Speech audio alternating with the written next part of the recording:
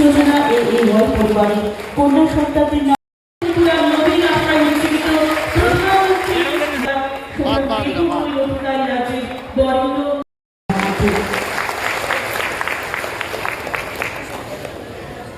এবারে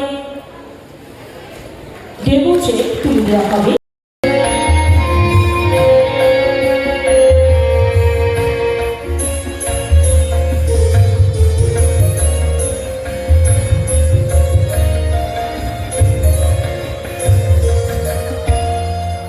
আজকে সত্যি খোয়াইবাসীর জন্য একটা উল্লেখযোগ্য দিন আমি বলব।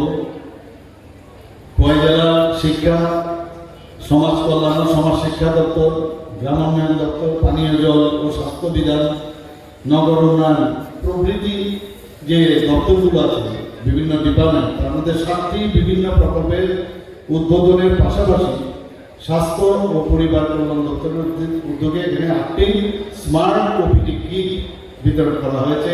পুরো বিবরণ এখানে কিন্তু আমরা পেয়েছি। ভাবা যায় কোনোদিন যে এই ধরনের মাননীয় প্রধানমন্ত্রী যে বারবার বললেন যে আমাদের এখন প্রযুক্তিকে আমাদের ব্যবহার করতে হবে। তো প্রযুক্তিকে ব্যবহার করে আপনি ভাবুন যে একটা ছোট আমাদের এখন 3জন পিএসসি ডাক্তারবাবুদের আমরা দিলাম এখানে, এটা নিয়ে সে যদি একটা জাস্ট মানে অনেকটা ব্রিফ কেসে থাকে, সেটা নিয়ে আজকে গ্রামের যেখানে স্বাস্থ্য পরিষেবা দেওয়া দুর্গম এলাকায় ভেরি ডিফিকাল্ট, সেই জায়গায় গিয়ে তার vital sign, blood pressure, even x-ray ইত্যাদি সব আপনি করতে পারেন। ভাবা যায় কোনোদিন টেকনোলজি কোন জায়গায় গেছে আপনি ভাবুন। তো সেই জায়গায় দাঁড়িয়ে আজকে বলবো যে আমাদের রাজ্য যেভাবে চলছে, আমাদের দেশ যেভাবে চলছে, মাননীয় প্রধানমন্ত্রী যেভাবে আমাদের দিশা দেখাচ্ছে, আমি তো আজকে এই ধরনের জিনিস দেখে আমি খুব খুশি। আমি এখানে ডাক্তারবাবুদের বলছিলাম দিলাম তো কিট, কিন্তু এটাকে মেনটেন্যান্স কিন্তু করতে হবে, পরিষ্কার পরিচ্ছন্ন যাতে থাকে। হ্যাঁ, তো সেইভাবে তাহলে যাতে এটা লং রান কতদিন হলো এরকম না খারাপ হয়ে গেছে। আমরা প্রায় শুনে দামি দামি জিনিস হসপিটালে দিই, খারাপ হয়ে গেছে। খারাপ হবে কেন?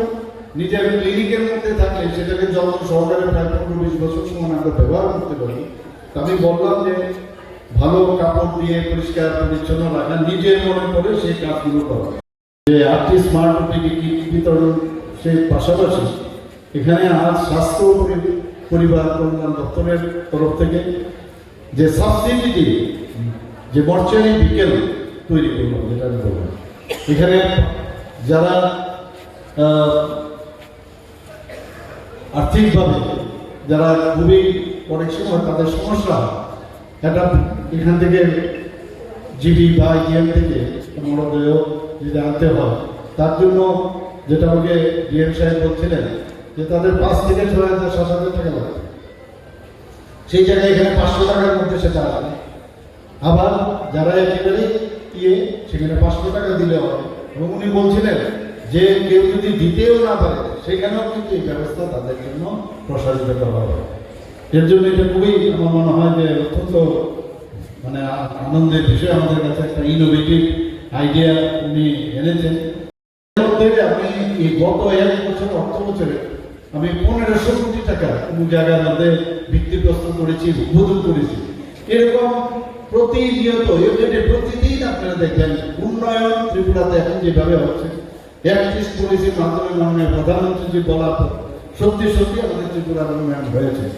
আজকে মাননীয় প্রধানমন্ত্রী বারবার বলছেন যে সবকা সাথ সবকা বিকাশ, বিশ্বাসের তত্ত্ব হয়। সেই অনুযায়ী সড়ক যোগাযোগ, পানীয় জল, বিদ্যুৎ, কৃষি, গ্রাম উন্নয়ন, নগর উন্নয়ন এবং তথ্য প্রযুক্তি এবং সামাজিক সুরক্ষার যে বিষয়, সেইগুলো পর্যন্ত আমরা আজকে মাননীয় প্রধানমন্ত্রীজির আশীর্বাদে আমরা করছি এবং নিরন্তর কাজ করছি। কিন্তু আমরা যদি কাজ করি, সমস্যা হচ্ছে কাজ করবো, কিন্তু কাজটা দেখার পর এটাকে একটা নেগেটিভ একটা মানসিকতায় যদি দেখা যায়, উল্টো পাল্টা দেখায়, তাহলে আমাদের যদি দেখা যায় যে মানুষ তো উল্টো বুঝছে না, তো এতে আমাদের সমস্যা হবে কিন্তু আমরা জানি মানুষ আমাদের উপর বিশ্বাস আছে এবং আমরা সেইভাবে ঠিকভাবে আমরা কাজ করছি।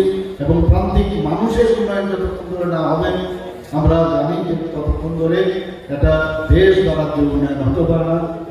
উন্নয়নের যে সুফল, যে প্রয়াস, সেটা আমরা প্রান্তিক মানুষের কাছে আমরা পৌঁছে দেওয়ার চেষ্টা করছি।